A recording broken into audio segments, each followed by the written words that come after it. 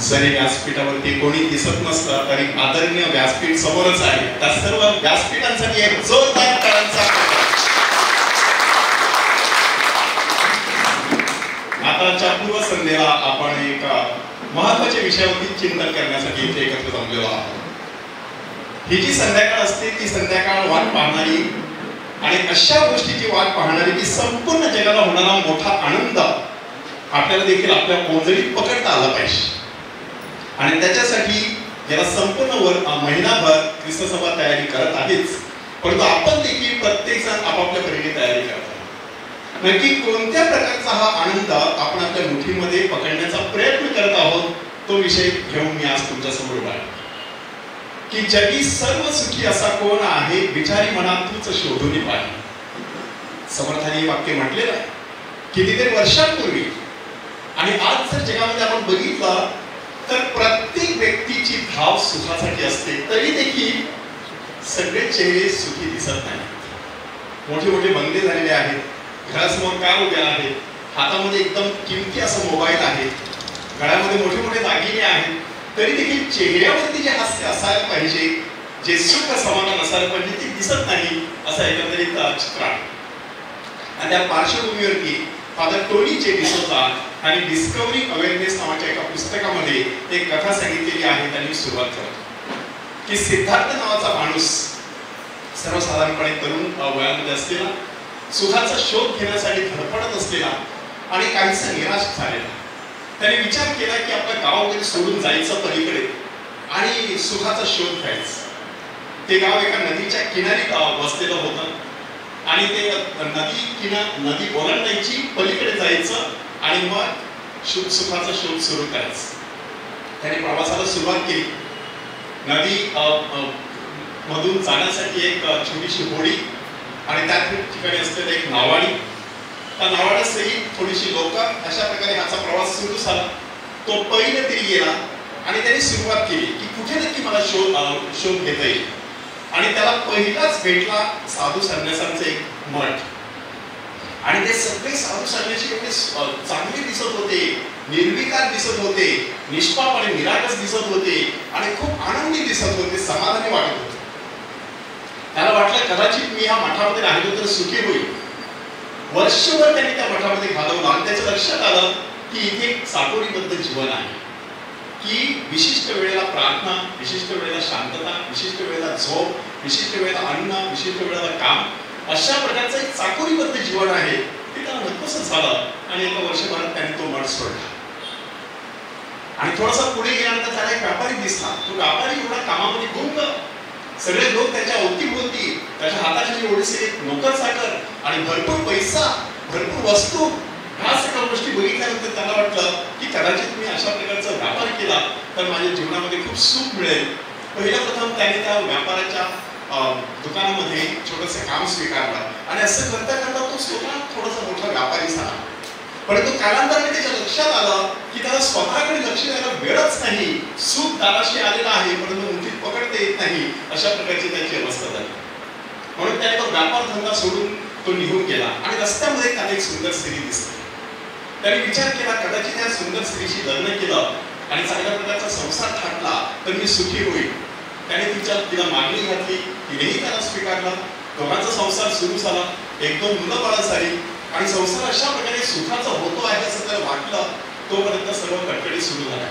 बायकोची कटकट वेगळी, मुलाबाळाची कटकट वेगळी, आजूबाजूच्या लोकांची कटकटी वेगळ्या आणि त्यामुळे तो वैतागला आणि पुन्हा एकदा निघून गेला. अरण्यामध्ये जाऊन बसला, चिंतन करायला लागला आणि त्याच्या मनात विचार आला की आपण परत आपल्या घरी जायचं. गड्या आपला गाव बरा, अशा प्रकारच्या विचाराने तो आपल्या घरी परतण्यासाठी निघाला. नदी किनारी पोहोचला आणि नावाडी मित्र त्या ठिकाणी त्याची वाट पाहत होता. त्या नावाड्याने त्याला विचारलं, अरे तू सिद्धार्थ ना, सुखाच्या शोधात निघाला होतास, तुला सापडलं का सुख? त्याने सांगितलं नाही, मला सुख सापडलं नाही. आणि मग त्या नावाड्याने सांगितलं, मी तुला सांगतो सुख काय असतं. आणि त्या नावाड्याने त्याला त्या होडीमध्ये घेतला. प्रवास सुरू झाला. त्याने सांगितलं, ही जी नदी आहे ती माझी शिक्षिका आहे, ही जी होडी आहे ती माझी आई आहे आणि मला परमेश्वराने जी काही कला दिली आहे ते माझ्या उपजीविकाचं साधन आहे. जगाला एवढ्याच गोष्टी लागतात, त्याच्या पलीकडे काही लागत नाही. तुला वाटलं असेल की हे केलं, ते केलं, ते केलं, ते केलं की मी सुखी होईल, पण जगण्यासाठी फारशा गोष्टी लागत नाही.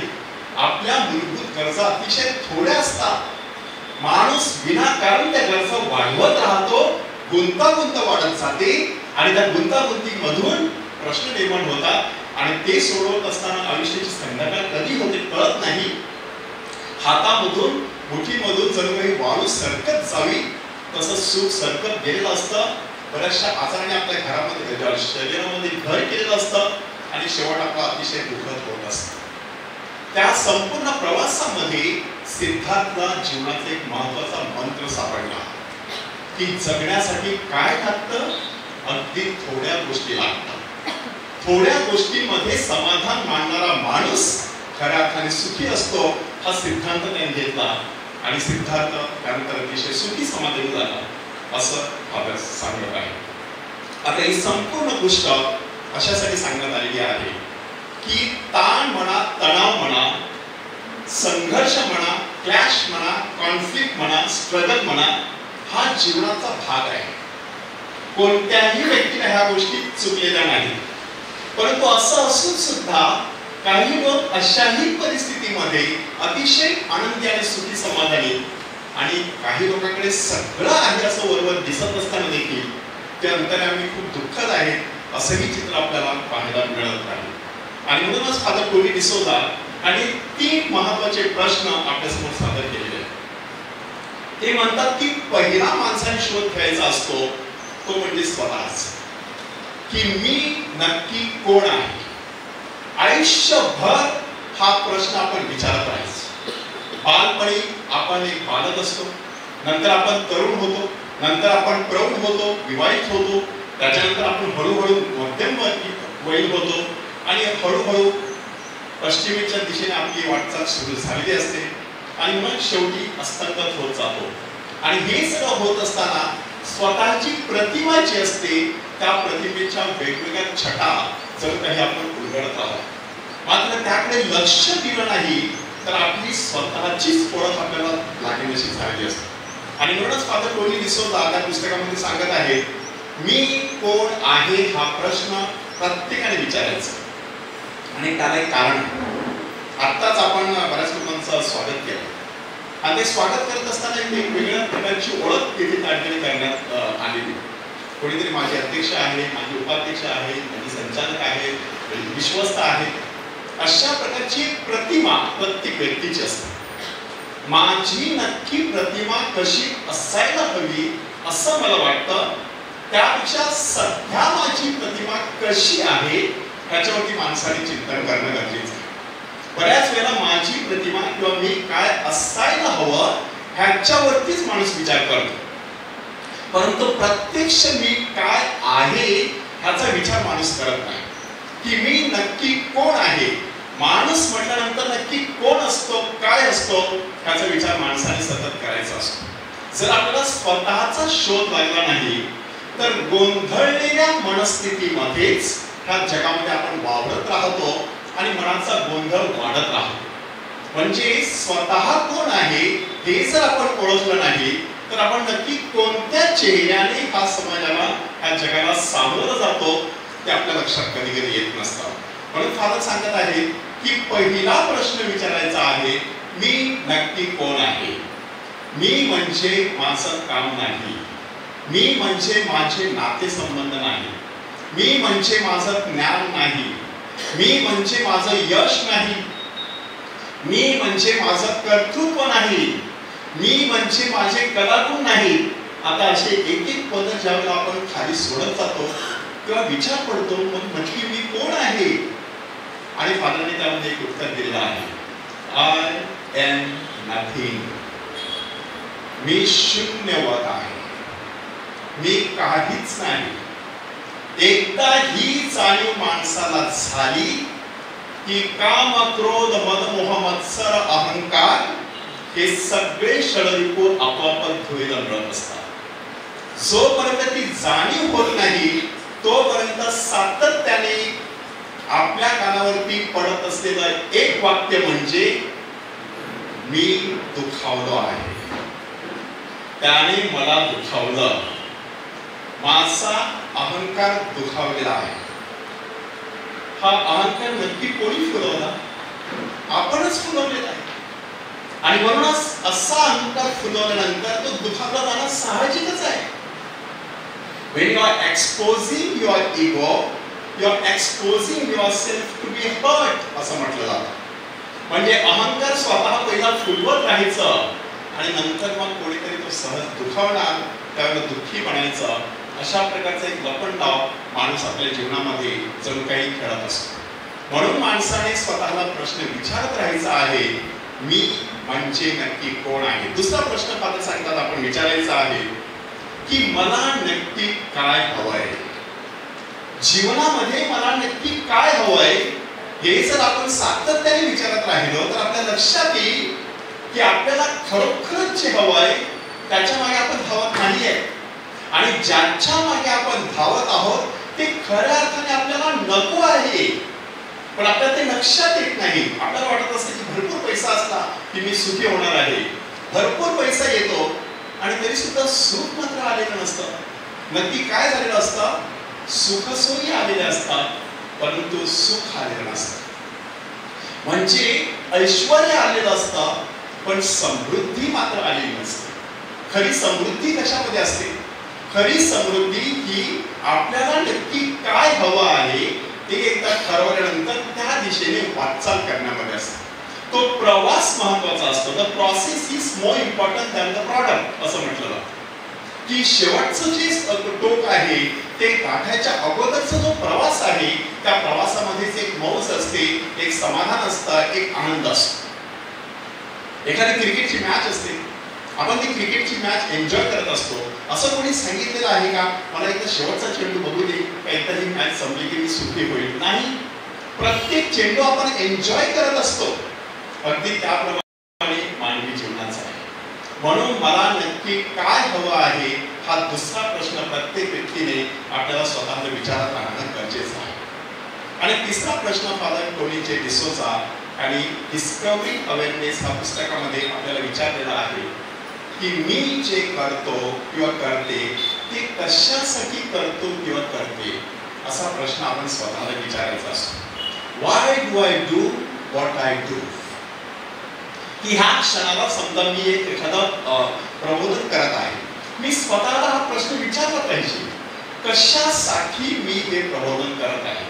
ह्या प्रबोधनामागची नक्की प्रेरणा काय आहे हे आपण स्वतःला तपासून पाहणं गरजेचं आहे. ती प्रेरणा जेवढी उदात्त तेवढं हे प्रबोधन अधिक चांगल्या प्रकारे फुलत राहणार आहे. ती प्रेरणा जेवढी खालच्या दर्जाची तेवढं आपण हे जे प्रबोधन आहे ते एन्जॉय करू शकणार नाही. म्हणजे त्यामागची प्रेरणा जी आहे, जे काही मी करतो, मग ते पैसा कमावणं असो, नाव कमावणं असो, प्रसिद्धी असो, कुठलीही गोष्ट असो, ते कशासाठी मी करत आहे, त्यामागची नक्की प्रेरणा काय आहे ते तपासून पाहणं गरजेचं आहे. टिचभर पोटासाठी, पोटभर चिंतीसाठी आणि घोटभर पाण्यासाठी माणूस दिवस रात्र तळमळत असतो, तरी देखील त्याला शोध लागलेला नसतो हे सगळं मी कशासाठी करत असतो. आणि म्हणूनच आजच्या ह्या संध्याकाळी आपलं जे जीवन आहे ते चौकोनी जीवन आहे. चौकोनी जीवन म्हटल्यानंतर एकीकडे कुटुंब आहे, दुसरीकडे इथे रोजगार आहे, तिसरीकडे समाज आहे, चौथीकडे धर्म आहे. आणि ह्या सगळ्यांचा परिणाम किंवा परिपाक आतमध्ये होत असतो. की एका विशिष्ट कुटुंबातून मी आलेलो आहे त्याचा एक पगडा माझ्यावर बसलेला आहे. विशिष्ट समाजातून मी आलेलो आहे त्याचाही प्रभाव माझ्यावरती आहे. विशिष्ट धार्मिक पार्श्वभूमीतून मी आलेलो आहे त्याचाही माझ्या मनावरती, माझ्या हृदयावरती पगडा आहे. आणि विशिष्ट समाज म्हणा, कुटुंब म्हणा, अशा प्रकारची ही जी सर्व चौकोन आहे त्याचा माझ्यावरती एक प्रभाव आहे. ज्या ठिकाणी मी काम करत असतो तिथल्या वातावरणाचा एक वेगळा पगडा किंवा प्रभाव माझ्या एकंदरीत व्यक्तिमत्वावरती होत असतो. म्हणून माणसाने सातत्याने आतमध्ये डोकावत असताना बाहेर डोकवायचं किंवा बाहेर डोकावत असताना त्याचे पडसाद आतमध्ये जे उमटत असतात त्याच्याकडेही लक्ष देत राहणं गरजेचं आहे. काय नक्की घडत असतं बघा, अविल्याची संत तेरेसा हिने त्या संदर्भात एक सुंदर असं विवेचन केलं. तिने सांगितलं की 5 पंचेंद्रिय आपल्या सर्वांना ठाऊक आहेत. जसे आपले डोळे आहेत, नाक आहे, कान आहे, जीव आहे, त्वचा आहे, ही 5 पंचेंद्रिय झाली.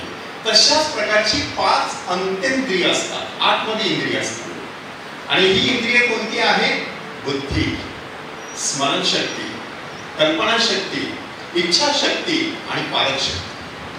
ह्या सगळ्यांचा प्रभाव सातत्याने ह्या क्षणात सुद्धा तुमच्या मनावरती होत असतो. म्हणजे मी सध्या जे काही बोलत आहे ते बुद्धीने त्या ठिकाणी पोहोचवण्यासाठी कानाचा वापर होतो आहे. कानाने तुम्ही ऐकत आहात म्हणजे हे इंद्रिय कार्य करत आहे. जिभेने मी बोलत आहे आणि डोळ्यांनी ते पाहत आहे, तुम्ही मला पाहत आहात. ही पंचेंद्रिये आणि अंतेंद्रिये अशा प्रकारची ही 10 इंद्रिये एकाच वेळेला कार्यरत असतात. तर अविल्याच्या संत तेरेसाने काय सांगितलं बघा, की ह्या सगळ्या इंद्रियांवरती बारीक लक्ष ठेवायचं. कारण ह्या जत्रेमध्ये जणू काही आपण हरवलेलो असतो. त्या जत्रेत सगळ्या प्रकारचे आवाज असतात, सगळ्या प्रकारच्या रंगीबेरंगी गोष्टी आपल्याला दिसत असतात, सगळ्या प्रकारचे लोक आपल्याला त्या ठिकाणी दिसत असतात, विक्रेते दिसतात, खरेदीकर दिसतात, आपले नातेवाईक दिसतात, आपल्याला अनोळखी अशी लोक दिसत असतात. सगळ्या प्रकारची लोक ह्या जगाच्या जत्रेमध्ये आहेत. परंतु आपल्याकडे 10 अशा प्रकारची इंद्रिय आहेत आणि ती सातत्याने सक्रियपणे कार्यरत असतात. पण त्याची जाणीव जर नसेल तर जो परिणाम आपल्यावरती होत असतो तो आपल्या लक्षात येत नाही. म्हणून ह्या सगळ्या गोष्टींकडे त्यांनी सांगितलं लक्ष ठेवायचं. आज आपल्या घरामध्ये मच्छर येत असेल तर आपण खिडक्यांना नेट्स लावतो, जाळ्या लावतो. तर अविल्याची संत तेरेसा सांगते ह्या सगळ्या खिडक्या आहेत 5 इंद्रिय म्हणजे त्या खिडक्यांमधून सगळी माहिती आतमध्ये चालली. ती आतमध्ये जात असताना जाणीवेची जाळी असते. म्हणजे काय, जे घडतं त्याचं सातत्याने जाणीव ठेवायची. मी काय ऐकलं, मी काय बघितलं, मी काय चाखलं, मी कशाला स्पर्श केला, मला कशा प्रकारचा गंध आला, सातत्याने त्याची जाणीव ठेवायची. ह्या जाणीवेमुळे एक महत्वाचा फरक पडत असतो आपल्या जीवनामध्ये आणि तो म्हणजे आपण वर्तमान काळात राहतो. वर्तमान काळात राहण्यासाठी पंचेंद्रियावरती लक्ष ठेवायचं की आपोआपच आपण ताबडतोब वर्तमान काळामध्ये येत असतो. माणसाच्या जीवनाचं वैशिष्ट्य बघा, बऱ्याच वेळेला माणूस वर्तमान काळात नसतो. तो एक तर भूतकाळात असतो किंवा भविष्य काळात असतो. आणि हे आता कशामुळे घडत असतं? दुसरी जी 5 इंद्रिय आहेत त्याच्यामुळे. स्मरणशक्ती भूतकाळात घेऊन जाते, कल्पनाशक्ती भविष्य काळात घेऊन जाते आणि इच्छाशक्ती तयार असते, पण तिकडे काय चाललेलं असतं त्याच्याकडे लक्ष देणं गरजेचं आहे. आणि हे तपासण्यासाठी तिकडे पालकशक्ती सुद्धा आहे. चांगलं काय, वाईट काय, योग्य काय, अयोग्य काय हे दाखवणारी पालकशक्ती सुद्धा तिकडे आहे. मात्र त्याकडे लक्ष असणं गरजेचं आहे. एका माणसाच्या मागे वाघ लागले आणि तो माणूस धावत पडत एका डोंगराच्या कडे येऊन पोहोचतो. तो तिकडे पोहोचलेला आहे. वाघ त्या ठिकाणी येऊन आता पोहोचणार तितक्या त्याने विचार केला की आपण एकदा इकडनं खाली उडी मारू, जे का व्हायचं ते होईल. त्याने उडी मारण्याने घसरत घसरत त्या डोंगर सफारीवरून खाली जात होता. तितक्यात त्याच्या हातामध्ये एका झाडाचं मूळ लागलं. त्याने हातामध्ये झाडाचं मूळ पकडलेलं आहे. तो हवेमध्ये लोंबकळत आहे. वरती बघतो तर वाघ डोळे वटारून पाहत आहे. खाली बघतो तर त्या खोऱ्यामध्ये एक नाग वेटोळा घालून तोंड आव असून बसलेलं आहे. आणि जे मूळ त्याने हातामध्ये धरलेलं होतं ते बघतावर त्याच्या अंगाला धरधरून घाम फुटला, कारण एक उंदीर ते मूळ कुरतडून काढत होता. म्हणजे तुम्ही विचार करा, कोणत्याही क्षणाला ते मूळ तिथून सेपरेट होणार आणि हा माणूस खाली पडणार आणि त्या ठिकाणी असलेलं नाग त्याला संपूर्ण टाकणार. अशा वेळेला सहज त्याची नजर वरती गेली आणि त्याने तोंड उघडून परमेश्वराची प्रार्थना करण्यासाठी सुरुवात केली. इतक्यात त्याच्या तोंडामध्ये एक मधाचा थेंब पडला, कारण त्या ठिकाणी एक मधाचा पोळा होता. थेंब पडतोय आणि तो चांगल्या प्रकारे आस्वाद घेतो. बराच वेळ ही प्रक्रिया सुरू राहते. ही कथा लिहिणारे लेखक काय सांगतात बघा, तो वाघ तुमचा भूतकाळ, तो नाग तुमचा भविष्यकाळ, तो उंदीर तुमच्या सध्याच्या चिंता विवंचना आणि तो थेंब म्हणजे परमेश्वराची कृपा. प्रत्येक क्षणाला एक क्षणाला परमेश्वराची कृपा मिळत असते. पण आपण कुठे गडबडीत असतो? वाघाची भीती, नागाची भीती, उंदराची भीती. सातत्याने माणूस अशा प्रकारच्या वातावरणामध्ये वाढत राहतो. म्हणून त्याला खऱ्या अर्थाने जीवनाचा आस्वाद घेता येत नाही. एक तर तो भूतकाळामध्ये वावरतो, काहीतरी कधीतरी घडलेलं असतं ते त्याला सातत्याने आठवत राहतं. अपराधीपणाचं भूत मानगुटीवरती बसलेलं असतं. किंवा आता उद्या काय करायचं, मुलीचं लग्न आलेलं आहे, मुलाला मुलगी मिळत नाही, किंवा दुसऱ्या काही चिंता विवंचना आहेत, सातत्याने त्याचा विचार करायचा. झोप लागत नाही, अन्न पोट लागत नाही, सगळं फ्रीज भरलेलं आहे, पोटामध्ये भूक सुद्धा आहे, तरी सुद्धा मन तयार नाही. अशा प्रकारची अवस्था का होत असते? हा सगळ्या अंत्येंद्रियाचा तो प्रभाव असतो. म्हणून त्याच्यावरती लक्ष ठेवणं गरजेचं आहे. जर स्मरणशक्तीला योग्य अशी दिशा दिली तर ती स्मरणशक्ती प्रचंड ताकदीचं काम आपल्यासाठी करू शकते. कितीतरी नावं आपण आठवत असतो, कितीतरी गोष्टी आपण आठवत असतो, कारण स्मरणशक्ती आहे. कल्पनाशक्तीला जर योग्य दिशा दिली तर त्याच्यातून मोठे मोठे कवी तयार होत असतात, प्रतिभावंत असे लेखक तयार होत असतात, चित्रकार तयार होत असतात. आता आपल्या समोर शर्वी तिने सुंदर असा डान्स मारलेला आहे. पण हा डान्स मारण्याबद्दल तिने जी प्रॅक्टिस केली, एक प्रकारे तिने विचार केला असेल, माझ्यासमोर एक अशा प्रकारचा क्राऊड बसलेला असणार आहे, अशा प्रकारचं गाणं वाजवलं जाणार आहे, अशा प्रकारचे हातवारे मला करावे लागणार आहे. हा सगळा कल्पनाशक्तीचा जो प्रताप आहे, त्याला योग्य दिशा दिली तर सुंदर असा आविष्कार त्या ठिकाणी होऊ शकतो. परंतु कल्पनाशक्तीला दिशा दिली नाही तर त्याचं रूपांतर चिंता आणि विवंचनामध्ये होत असतं. त्याचं रूपांतर भीती आणि धास्ती काळजी ह्याच्यामध्ये होत असतं. आणि मग माणसाला विचारशक्ती दिली आहे, बुद्धी दिलेली आहे, सहज तुम्ही विचार करायचा. सर्वसाधारण माणूस कोणत्या प्रकारचा विचार करत असतो? निगेटिव्ह, पॉझिटिव्ह की तटस्थ? ह्याच्यावरती बराचसा अभ्यास झालेला आहे की सकारात्मक विचार करणारी मंडळी फार थोडी आहे, नकारात्मक विचार करणारी मंडळी खूप मोठ्या प्रमाणामध्ये आहे. आणि तटस्थ असलेली सुद्धा की असं होईलच असं नाही, राहू दे, नाही तसं करायला पाहिजे होतं पण नाही जमणार, मग तटस्थ भूमिका घ्यायची. म्हणजे सकारात्मक, नकारात्मक आणि तटस्थ अशा प्रकारे तीन भाग आपले विचाराचे असतात. म्हणून आपण कशा प्रकारे विचार करत असतो त्याच्यावर देखील माणसाने विचार करणं गरजेचं आहे. सातत्याने आपलं मन सकारात्मक विचाराने भरत राहायचं. कितीही नकारात्मक विचार आला तरी त्याच्यावरती चटकन मात करता आली पाहिजे, एवढी प्रचंड सकारात्मक ऊर्जा आपल्या विचारशक्तीमध्ये दडलेली असते. एक विचार माणसाला कळसाला घेऊन जाऊ शकतो, तसाच एक विचार माणसाला रसातळाला घेऊन जाऊ शकतो. परंतु तो विचार कोणता आहे तो सातत्याने तपासून राहणं गरजेचं आहे. एक माणूस असाच प्रवासाला निघालेला, दुपारची वेळ, त्याला वाटले की थोडंसं पाणी प्यावं. तिथे पाणवठा दिसला, त्याने थोडंसं पाणी घेतलं आणि एका झाडाखाली जाऊन तो बसला. आणि त्याला माहित नव्हतं की ते झाड म्हणजे कल्पतरू आहे. कल्पतरू म्हटल्यानंतर कल्पना करायची की त्यावेळेस तुम्हाला पाहिजे ती मिळणार. कल्पतरू नावाच्या झाडाखाली तो माणूस बसलेला आहे आणि त्याच्या मनामध्ये सहज विचार येतो की दुपारची वेळ आहे, पोटात कावळे कोकलत आहे, थोडंसं चांगलं अन्न मिळालं असतं बरं झालं असतं. आणि म्हणूनच त्याच्यापुढे चटकन अन्नाचा ताट येतो. तो मटामटा जेवून घेतो. दुपारच्या जेवणानंतर पुढची अवस्था काय आहे? थोडीशी दुरुस्ती.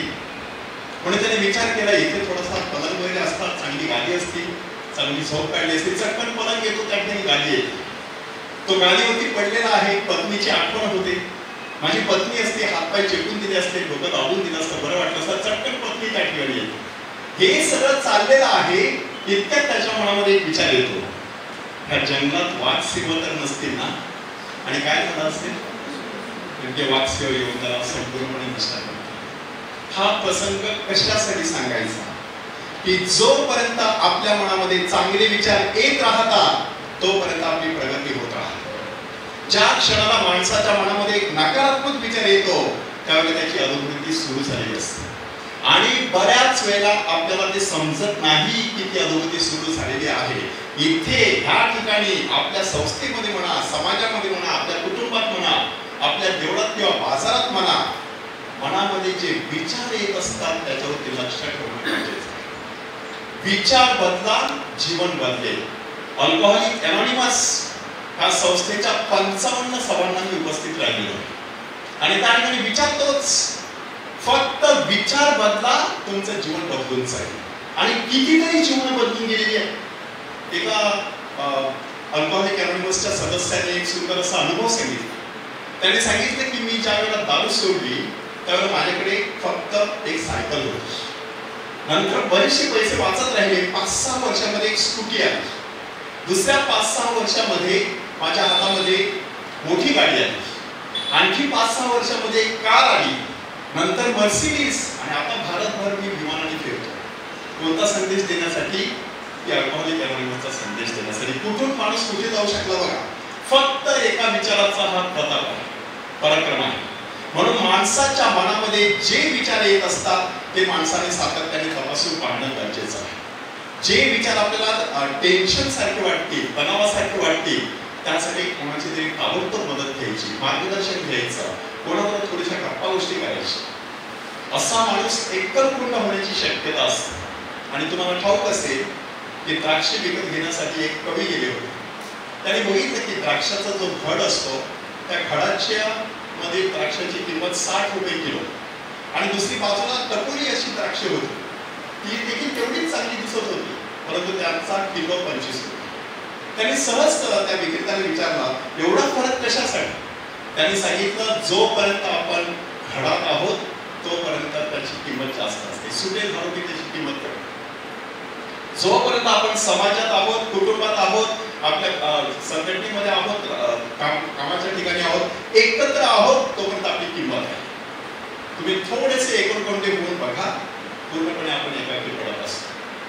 किंवा दुसरा एक विचार सुंदर त्या दिवशी मी वाचला की कळपात असल्यानंतर शिकार होत नाही.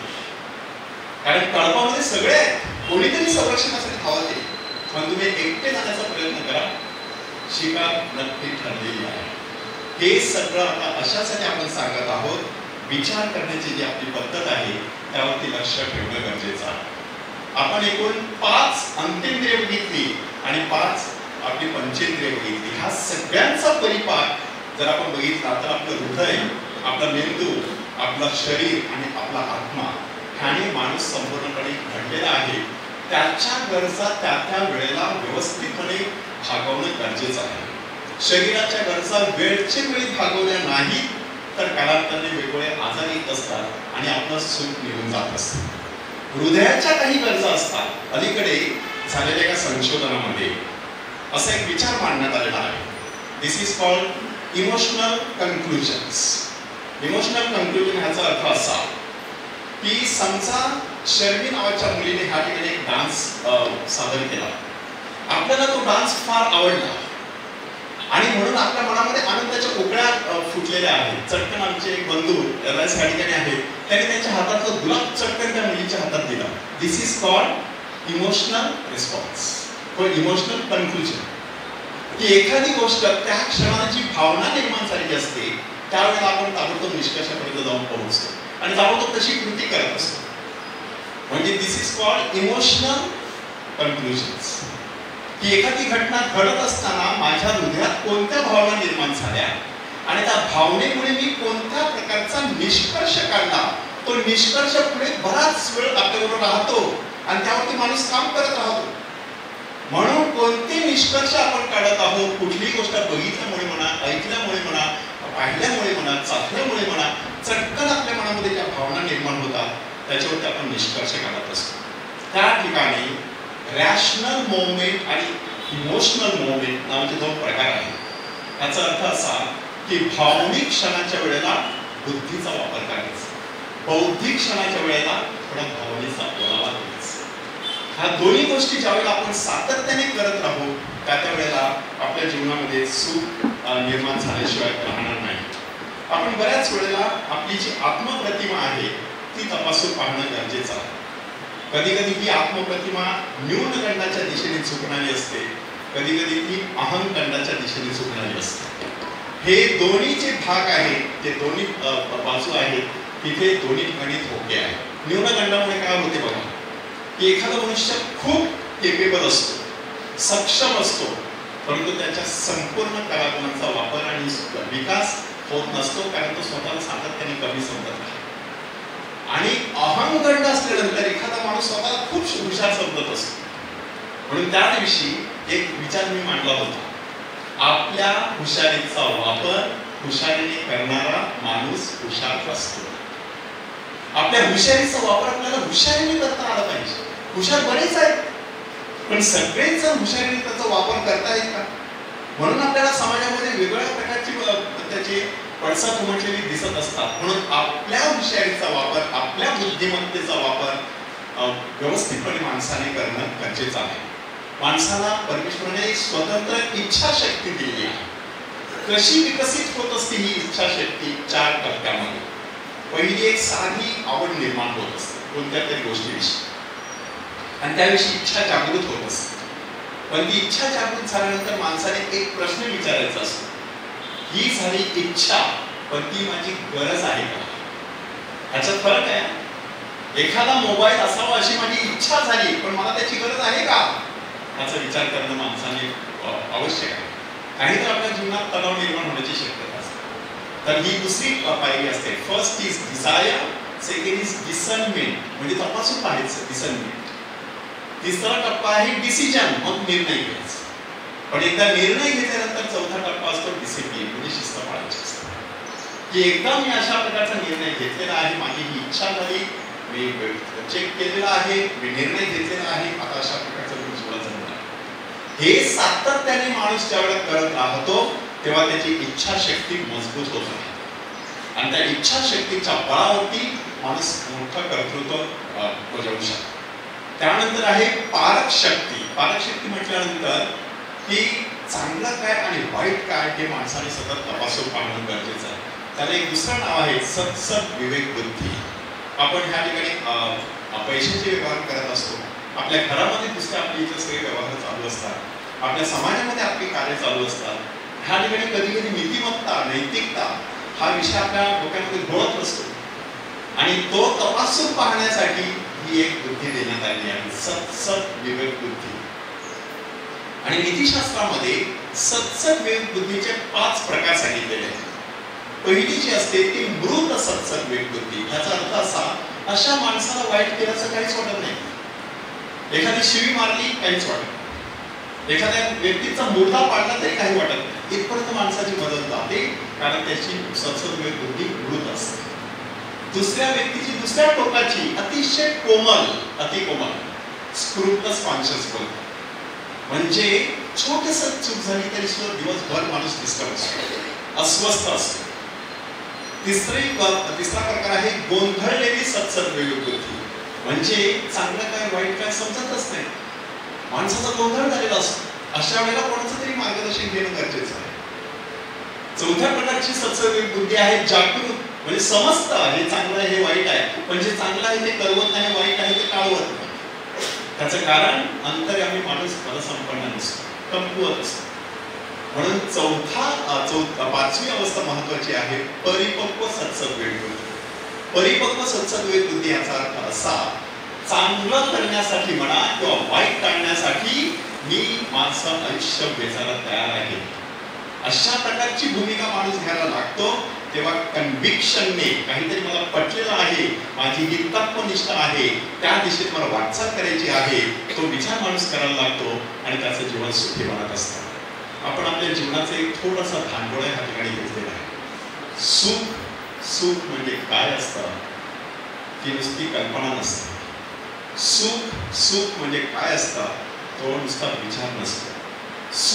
सुख म्हणजे काय असतं ती नुसती भावना नसते. सुख ही निवड असते, सुख हा निर्णय असतो, आणि सुख ही एक बांधिलकी असते. तुम्ही स्वतः जर ठरवलं तर प्रत्येक क्षणी तुम्ही सुखी होऊ शकता. नाताळ सुखाचं जाऊ, तुमचं जीवन सुखाचं हो. May God bless you.